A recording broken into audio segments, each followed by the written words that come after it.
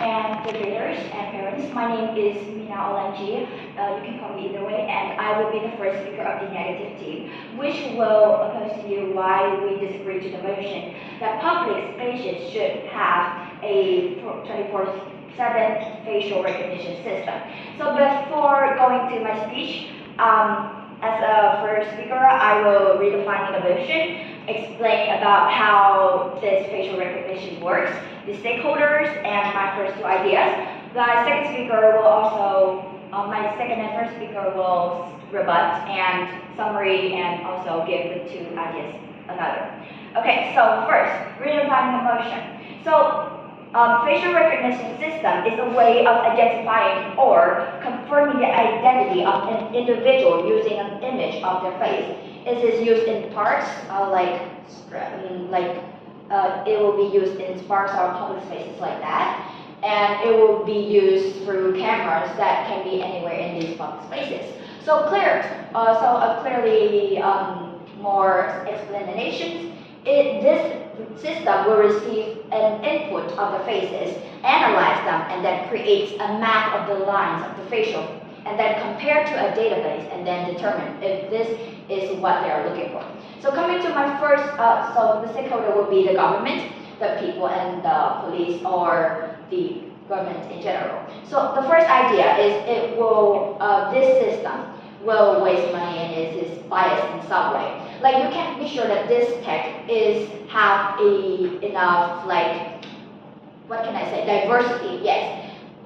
How can you be sure that this knows what a minority people are like? So you have to make sure it is accurate, and to these you will have to put more money into confirming and to make these better techs.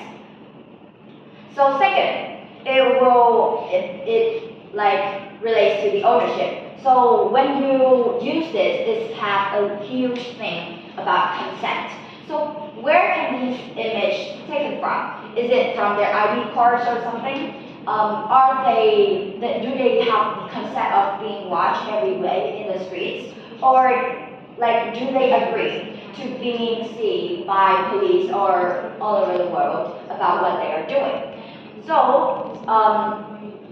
this creates a very complicated consent about the ownership of these images. So we are not saying that it's 24/7. Then we cannot say that we'll ban it completely, but we say that we can use it at night when the police can rest, and then yes, tech can work it way that way.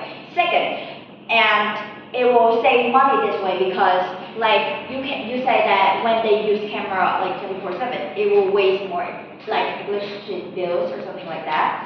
And lastly, the inaccuracy. You can see that ChatGPT, they do mistakes a lot. So these big tech, how can they ensure that these are accurate?